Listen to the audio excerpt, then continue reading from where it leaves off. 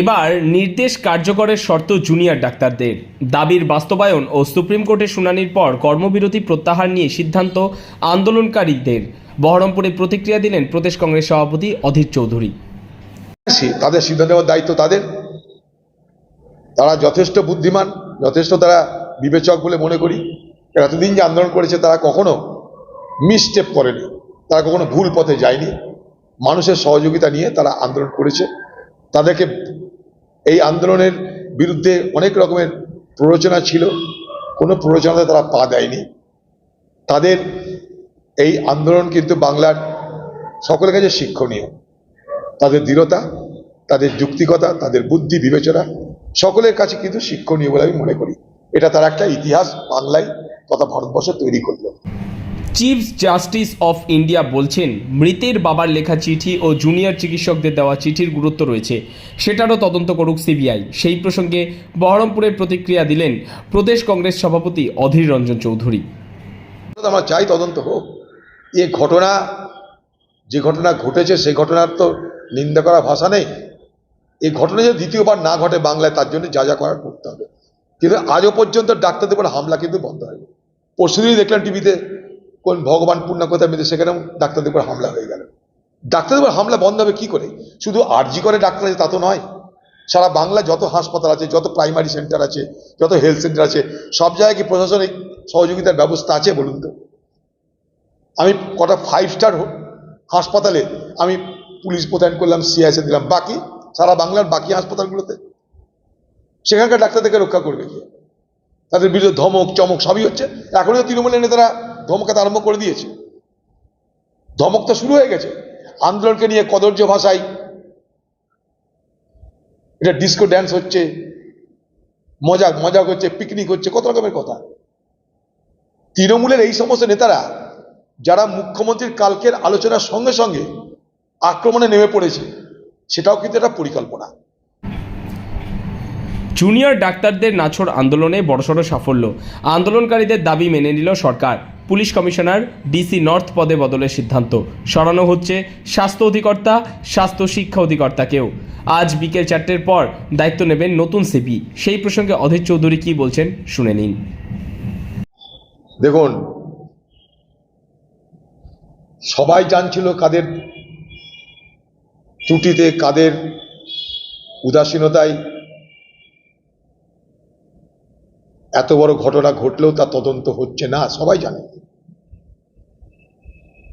পশ্চিমবঙ্গের মুখ্যমন্ত্রী প্রথম দিনই বাংলার মানুষকে মিথ্যা প্রবাদ দিয়েছিলেন যে 7 দিনের মধ্যে সব আসামি অপরাধী ধরা পড়ে যাবে, যদি না পারি তখন সিবিআইকে দেবেন। এবার সিবিআইকে দেওয়ার পর সিবিআই ধরে নিক, সিবিআই বিচার করুক, সিবিআই ফাঁসি দিক, আমরা কোনো দায়িত্ব নেই।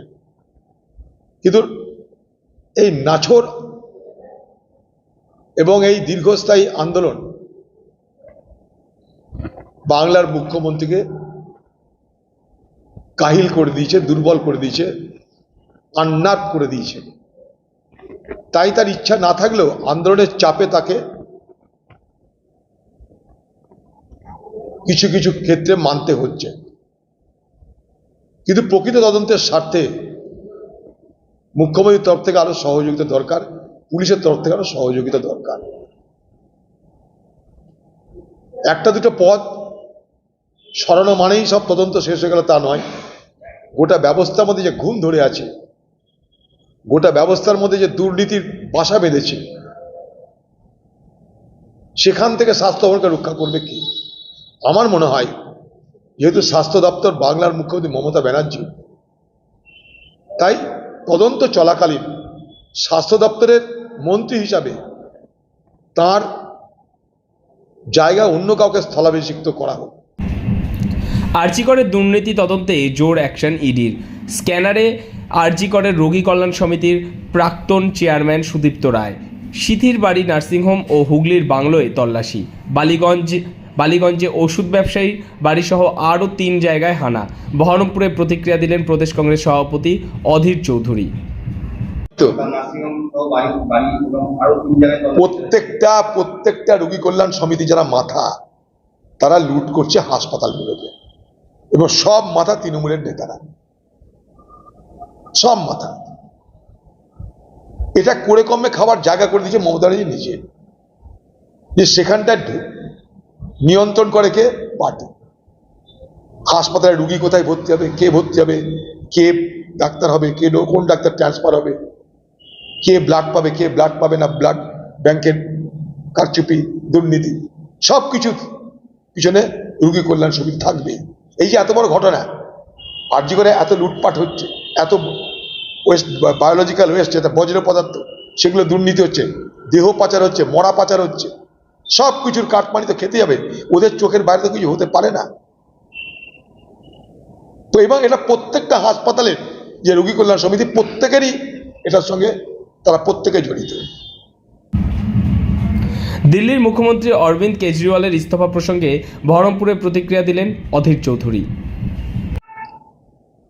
এবং দিল্লির কেজরিওয়ালকে মুখ্যমন্ত্রী যখন জেলে ছিল তখনও তিনি মুখ্যমন্ত্রী ছিলেন, কিন্তু সুপ্রিম কোর্টের বা যারা কোর্টের বিচারের যে রায় হয়েছে তাতে তিনি মুখ্যমন্ত্রী থাকলেও কিছু কাজকর্ম তো করতে পারতেন না, না দপ্তরে ঢুকতে পারতেন, না ফাইলে হাত দিতে পারতেন।